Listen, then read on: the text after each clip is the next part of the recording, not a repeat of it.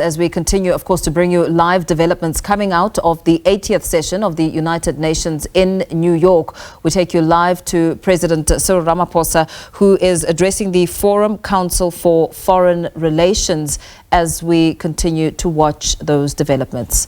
We will be doing that in just a moment. Exist. That's not okay. It's not okay to invade a sovereign country like Ukraine and then impose negotiations on those people. And we all see people around the world do believe that there is climate change and we need to address it. We will also be addressing the issue of the debt burden that many countries have, particularly countries in the global south, in Africa especially, that have huge debt burdens and are having to pay much more than countries in the north. So those are some of the issues that we will be addressing. And in many ways, it's an exciting moment. And that is partly what I was sharing. But we were also sharing our disappointment with our inability as the world to stop a variety of conflicts around the world.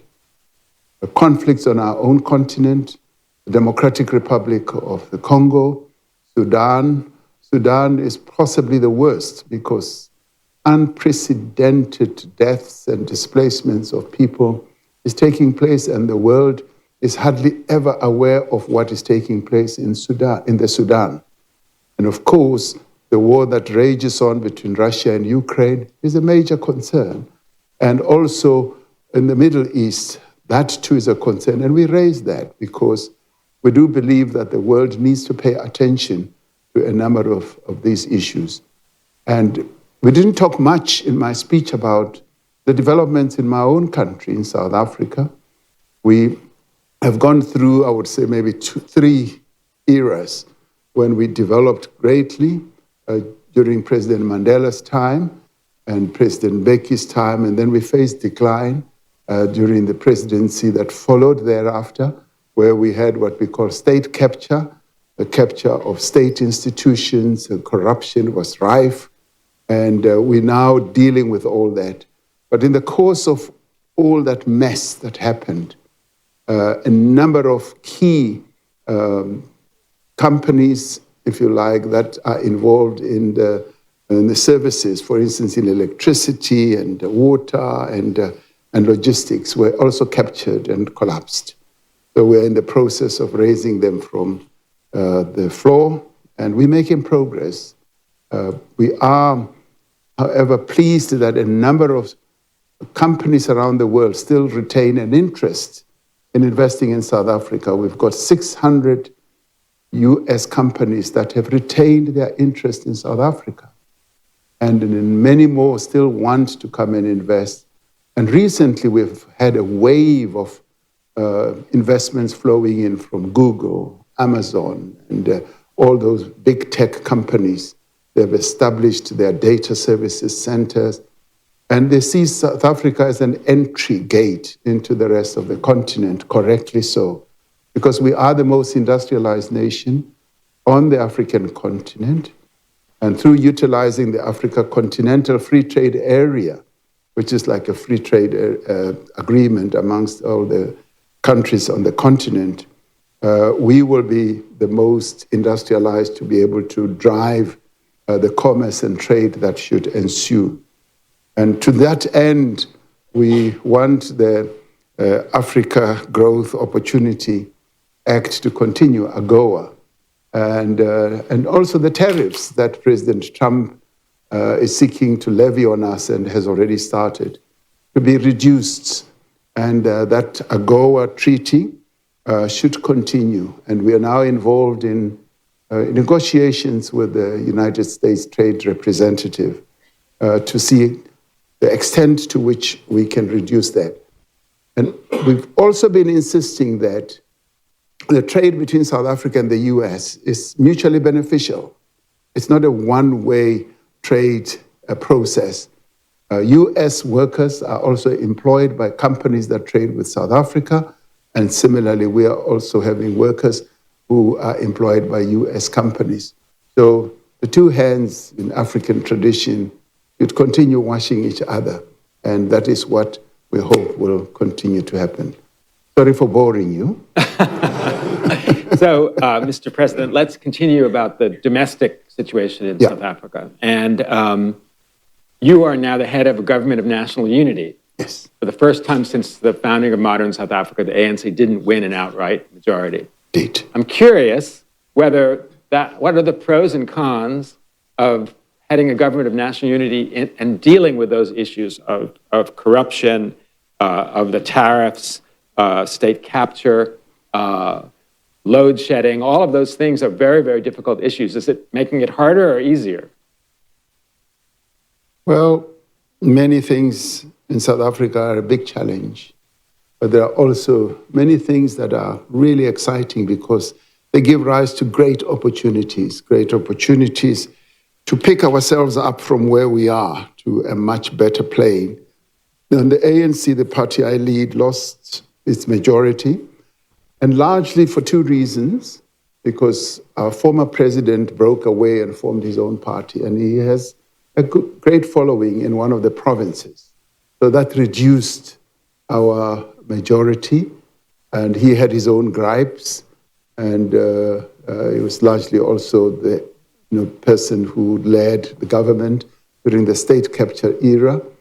And when he exited and formed his own party, many people voted for him, and he won a sizable vote. The second reason was the performance of our economy. Our economy has not been performing at a high level. In fact, we've been having 1% or 1.5% growth, and the rate of unemployment is quite high. And the revenue collections of our fiscus have been sort of tapering down, and not enough financial capability to finance developmental needs of our country. And inevitably, people do become despondent, and many people did not come out to vote. I don't know what your experience is here in the US. So all those things contributed to our loss of the majority vote. We were then compelled to seek partners that we could work with. And we remembered very well what Nelson Mandela led us in and taught us, that it is possible to work with your opponents and even your enemies to advance the interests of the country. So when we lost power, we were the first as the ANC to say we have lost power and we respect the will of the people. And in doing so, we are going to be open to working with other parties, even those that were our opponents. We humbled ourselves to our people, and in the end, we formed, if you like, a coalition with 9 other parties. So we've got a 10-party unity government with one of the major opposition parties having joined the Democratic Alliance and a number of other smaller parties. So when we formed the Government of National Unity, we remembered what Nelson Mandela also formed when he became president. We had Government of National Unity then, where we worked with our erstwhile enemies, party that had instituted apartheid and led to the killing of many people, exile of many, and the imprisonment of Mandela. He decided that we should work with them to build the nation and to bind the nation together. That's what we did. And so far, it has been holding. And inevitably, when you work with people who have either different ideologies or political objectives, you are going to butt heads. And we've seen that happening. But we were rather pleased that we were able to put a government together within 30 days after the election. Other countries have taken more time. I think European countries take up to 9 months, 1 year, and all that. We did it because the will amongst all the 10 parties was strong that we should put the interests of the country and our people first. So we are in a unity government, and it is working. It has its own challenges. And we agreed to have what we call an agreement, we call a statement of intent, on the issues that we are going to focus on, which are to grow the economy and create jobs, that collectively all 10 parties would work in a cabinet, which I lead, to reduce poverty, to increase employment. And we also agreed that we would focus on increasing the capability of the state, because during the state capture era, many institutions of government were weakened. And we all agreed that we would work together to increase state capability and also to address the issue of the cost of living of South Africans. So we are working together and we are cooperating well. And it's always for me a pleasure to even see ministers from opposition parties either going around the world and flying the South African flag, proving that, yes, we can continue to forge the unity that Nelson Mandela wanted to see in us. We do face enormous challenges, and some of the challenges are the legacy of our past, legacy of colonialism, which led to the dispossession of the assets of the majority of South Africans who were rendered poor, and inequality then started becoming the order of the day, and apartheid, which was a system that through law, convention, and practice ensured that black people were given inferior education, no access to good jobs, no access to property. The new government has been doing everything it can. I mean, for instance, we're the only country on the continent that has 94% electricity penetration. When we got into power, it was 53%. Access to water has gone up exponentially. People now have taps near where they live, which was not the case. Education, we now have full access to education, although we still need to improve it, because we are a land where there was unequal education, where the government spent much more money on white children than on black children. And if you go to our 25,000 schools, you'll find that the majority of the schools that we have are schools that were never given attention by the previous government, and now the new government now has to either revamp those schools and improve delivery of education. So we have many challenges, but we are addressing them. Corruption is a major problem, which we are focusing attention on, and we are ensuring that in government and in the private sector, corruption is dealt with. The spate of corruption has been multidimensional in our country. We even had major companies, international companies, participating in corruption and corrupting some of our state-owned enterprises like the electricity generation company. And some of them were US companies, European companies, companies that one would have thought would aid and abet our march towards a corruption-free dispensation. But they participated. So quite often the blame is only put on the public sector, and yet it's been also pervasive in the private sector. So all these are areas we've identified for attention, and we are doing everything that we can to address those. And we've got a growing youth population. Young people are surging forward. They're getting more and more educated, some of them here in the United States and coming back home with great qualifications. And I'm proud that in my cabinet I have young ministers, and some of them are sitting here. They're bright, they're hard workers, and they're focusing on developing the country.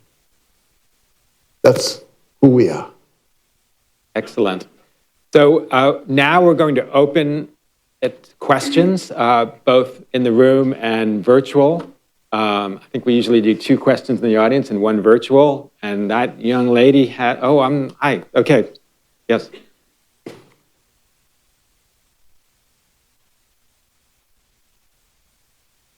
My name is Lucy Commissar. I'm a journalist. I was in South Africa at the time of the changeover. I know a lot about the work that you did as the head of COSATU, the labor movement, to fight the repressive white apartheid regime. What did you learn then?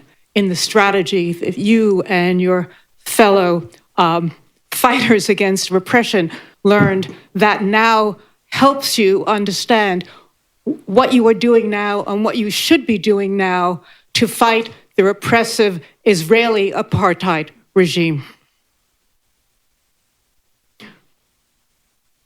It was Nelson Mandela who, as a gigantic leader, taught us a great deal of lessons. And one of those that he articulated so well, which still rings very clear when we have to deal with an issue, a difficult issue like what is happening between Israel and Palestine, was that we as South Africans would never say we are free until the Palestinians are free.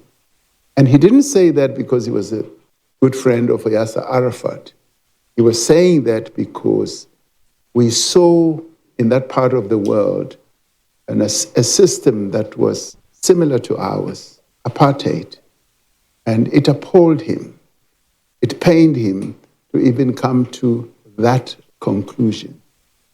So what we learned in our own struggle is that we've got to wage struggle not only for ourselves, largely because we were supported by the whole world. The world rose up against apartheid and declared apartheid a crime against humanity. And we were humbled by that, and we felt that the world having helped us to get to where we were. And let me say, we always knew that we would defeat apartheid. Nelson Mandela also knew. But we knew that it would take us longer without the help of many people around the world. And in the end, the support we got in the US, when sanctions were applied, and the US, not only various non-governmental organizations, but even at government level, decided that they could no longer countenance a system like apartheid. The apartheid rulers knew that the game was up. And it is that's when the penny dropped for them. And they changed around. Now, what did we learn? We learned that pressure is important to be put. The articulation of an injustice has got to be verbalized more loudly, and support needs to be given. This is what has propelled us to give support to the cause of the Palestinians. We have been very harshly criticized for the step that we took to take the case to the International Court of Justice. Other people have taken resolutions to the United Nations, but they were never really criticized. But when we decided that we would take the legal route, the only route that our adherence to the rule of law has taught us works, we were heavily criticized by many nations around the world. And in some cases, we're even being punished for having taken that step. But we are rather pleased today that many countries are seeing the usefulness, if I can use that term, of what we did, and are now coming behind us to support what we did. Because not so much that we wanted to punish Israel, but because we wanted the genocide to end, what is happening there to end. And we thought and are convinced that the only way we can do it is to do it legally. We cannot go and wage armed war against Israel. It's not possible. But we can speak in the UN, and we can use UN-allied organizations or institutions to put the case across, which is exactly what we have done. So working together with others is what has taught us to do what we do and the lessons that we have gained. Nelson Mandela was very strong in working together with others and amassing and mobilizing many forces and many entities to end systems that he believed were unjust. So that is what we have learned over the years. I think we have a virtual question. Is that right, Liz? Okay. We will take the first question from Leslie Warner. Good evening, Mr. President. Thank you so much for sharing your insights with us. Sitting in the United States, we tend to think that everything other world leaders do is about us, even when that's not the case. Over the course of the past year, your government has taken actions to downgrade Taiwan's diplomatic status in South Africa. Can you tell us whether your government's relationship with the United States contributed at all to that decision, and what this move might signal about your government's relationship to China? In addition, it's been reported that Taiwan is reducing exports of semiconductor chips to South Africa. What impact do you anticipate that decision will have on your economy? When we became a free nation, we then had the opportunity to establish relations with many countries around the world. One of those was China. And indeed, many other nations had boycotted South Africa, and they decided that they would form relations with us. In our case, we were very clear that the People's Republic of China, the mainland China, was the real representative of the people of China. And so therefore we recognized China, and we adopted a one China policy like many other nations in the world. And the apartheid regime had a relationship with Taiwan and did not have a relationship with the bigger mainland. And we decided that we would downgrade that relationship to a trade representative type of relationship. So the United States, in whatever disposition that it has had with South Africa, did not influence our policy towards Taiwan at all. And it has been an act of our own volition. And as it is now, we have been in discussion with Taiwan that in our view, and we've been requested not only by China but by other nations, that their trade representative office should move from the capital city to nearer Johannesburg or in Johannesburg, which is the real trade and financial center of our country. And we've seen that as being nothing really terribly wrong. They have agreed to move.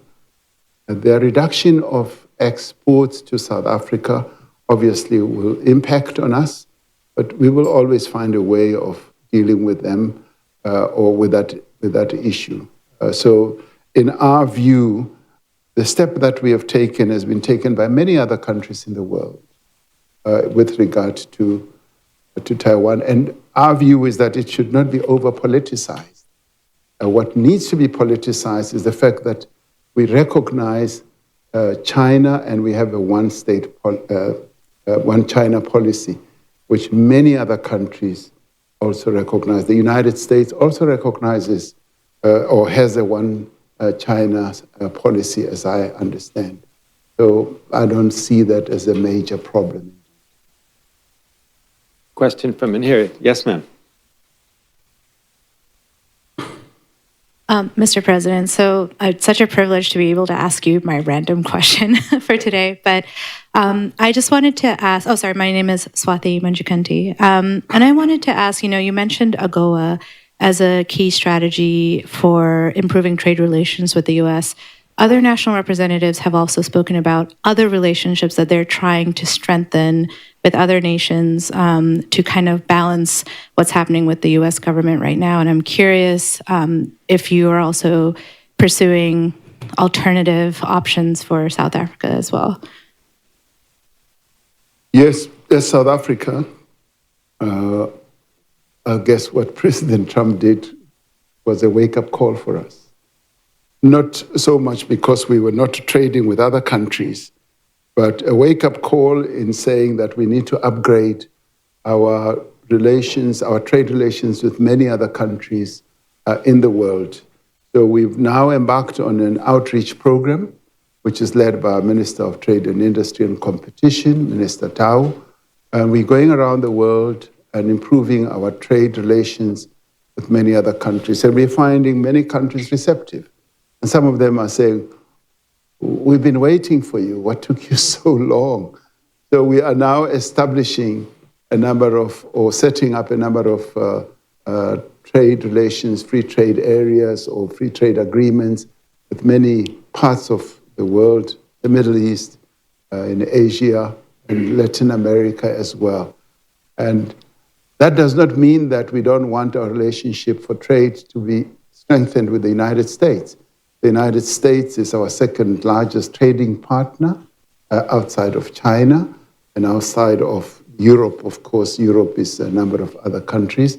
So China, then the United States, are our biggest trading partners. So we want to retain that, but we also want to diversify because we've seen that there's a great danger for us just retaining just trade relations with a few countries. And yet the goods that we manufacture and can export can go to many places in the world. We are a repository of critical natural resources that we want the world to buy from us, but also buy from us from a value-added point of view. And we're finding great reception for this notion of adding value so that we move away from exporting rock, stones, and dust, just in raw minerals, but also in exporting finished goods. And a number of countries are gaining interest in us. There are a number of things that we have to do. We have to upgrade our energy generation, which has been challenged, as Richard was saying earlier, with load shedding or outages. So we are upgrading that, and we are dealing with a number of reforms in the electricity sector and reforms in the logistics sector, improving our ports and improving our railways and our roads. So we've embarked on a major infrastructure development program, second to none in the past 30 years. And we're hoping that all that will open the levers of our economy so that we can grow at higher levels. Great. The gentleman back there with glasses. Okay. Thank you, Mr. President, for being here. My name is James Clinton Francis, and I'm a new term member at the Council. 46% of power distribution networks are owned by municipalities in South Africa. But in 2024, only 34 out of 257 municipalities received successful audits. What is the government doing to improve the fiscal governance capacity of these municipalities so that the nation's electricity grid is strengthened? And how is the government planning to smooth the cost burden for working class households in electricity costs? Yes, municipalities play a key role in the distribution of electricity. And with the reforms that we've embarked upon, a number of municipalities are now going to start the generation processes as well. So the reforms that we've instituted, if you like, liberalizing the electricity generation sector, where we no longer want to rely on a monopoly government-owned entity. We want it to compete with other energy generators, like it's happening in many other parts of the world. And on the distribution side, many of our municipalities do distribute, and they have been facing a lot of challenges themselves. Firstly, with the outages, and secondly, with lack of real good payment where they are raising good revenue. And municipalities have also had huge problems in owing ESCOM, which is the state-owned energy generating company.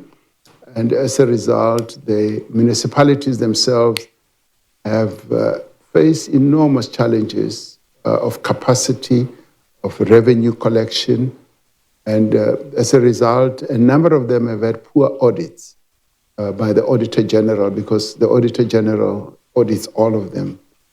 We are seeing an improvement, but we need to see more. That is why one of the areas of reforms is to focus on local government.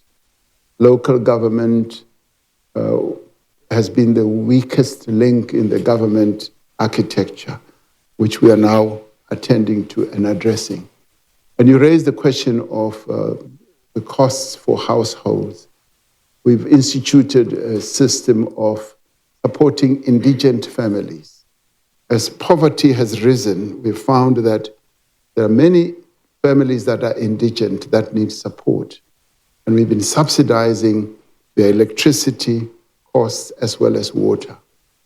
So we spend considerable amount of money supporting them, and municipalities are building registers to know which household needs support, and those that need it, they are then given a special rate for water and electricity. And that is part of our process of lessening the cost of living for our people. And we want to improve the governance of our local governments by improving the services that they should give, particularly when it comes to water, electricity, and just the cleanliness of our towns, garbage collection and all that. There have been weaknesses there, but we are beginning to improve because we are focusing on that. And we're focusing on that from the presidency level. My office, we're instituting a number of initiatives and interventions to support our local government entities. And we've done so for two of our major towns, Johannesburg and Durban. Durban is the tourism mecca of South Africa, and Johannesburg is a financial center. So we're working with those two, and we're going to be working with many more. So local government is my area of great focus, and we want to improve that. Okay, that gentleman right there, you've been waiting. Sorry about that. Okay. And this is the last question. Mr. President, I think I'd like, Peter Sidoroff, economist at Deutsche Bank. I'd like to congratulate you definitely over the past few years on the reform efforts, and I think South Africa has really managed to kind of get back in kind of the positive mood of international investors and companies. And so my question would be, if you kind of look forward to the next 3 years, kind of how are you thinking about making sure that you leave ANC in good hands by the end of your term, and that... Sorry, what was the question? Sorry, that over the next 3 years of your term, you leave ANC and South Africa in good hands, and that kind of you avoid the risk that reform efforts slow down or worse, potentially backslide. Well, thank you for the compliment. I wish you were a voter.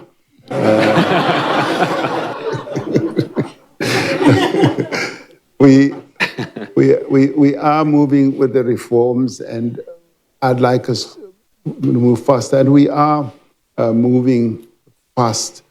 And sometimes when you try to turn the Titanic, it takes a while. But we become focused, and we're getting there. And the other good thing with South Africa, of course, is this consultative culture, which I'm sometimes criticized for, because we don't have the dictatorial tendencies of executive powers and all that.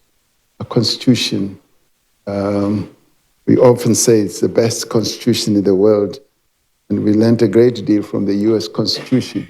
What we didn't learn was to have executive powers like what President Trump has. Because when we try to exercise executive powers, we are often taken to court because we've given so much powers to our courts. So our reforms are gaining traction, and over the next 3 years, even when I leave office, I do believe that whoever will succeed me will continue with those reforms, because that's the only way out for South Africa, out of a low growth economic trajectory. We've got to institute those reforms And many countries that have instituted the type of reforms we are instituting have seen higher levels of growth.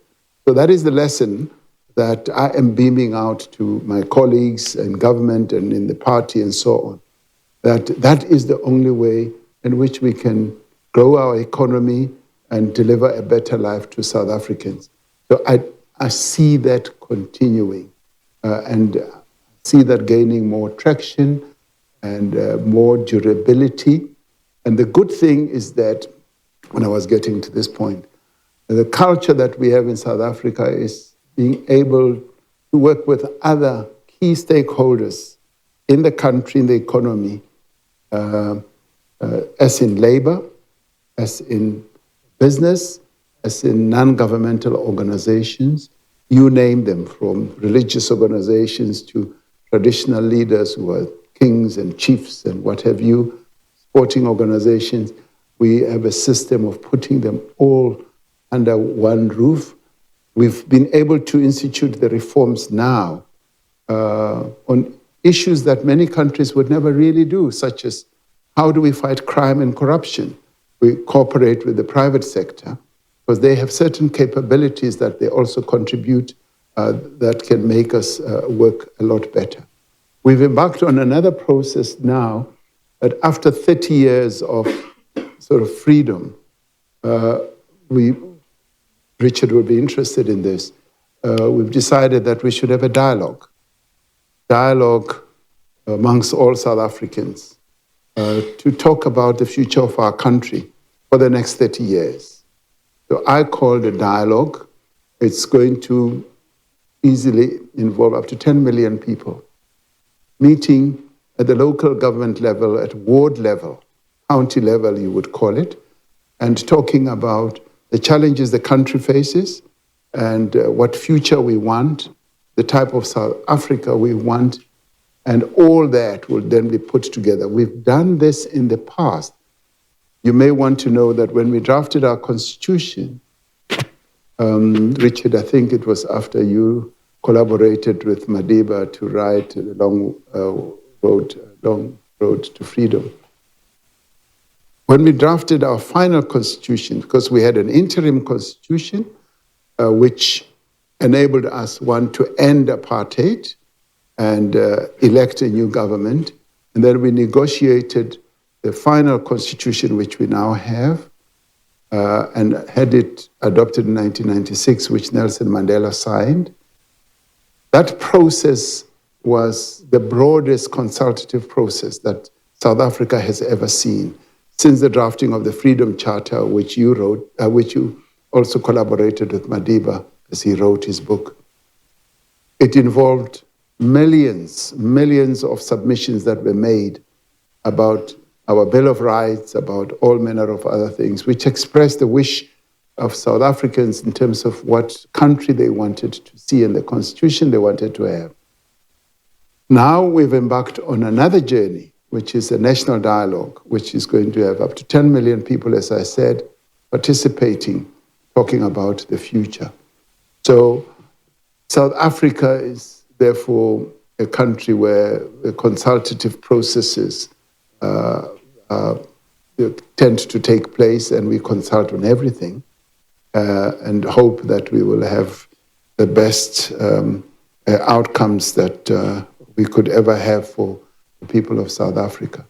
So I do see what we have embarked upon continuing because South Africans will never accept any sort of change that is going to dilute their democracy, their rights, and they want to be involved and they want to participate.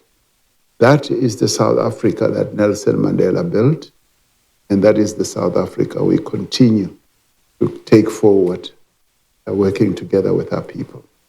Thank you.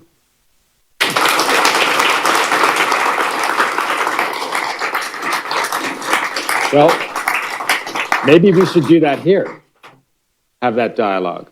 I want to thank President Ramaphosa, the great President Ramaphosa. You see why Nelson Mandela wanted Cyril to become president. Thank you for doing this today. Thank you for being here with us. Thank you. The video and the transcript of today's meeting will be on the CFR website. It is all on the record, which I should have said at the beginning. And I want to thank you all for coming. I think everyone has to stay here for a couple of minutes. But thank you for being here. Hi, Bob. And thank you for caring about South Africa. Thank you, Richard. Okay. You're a good host.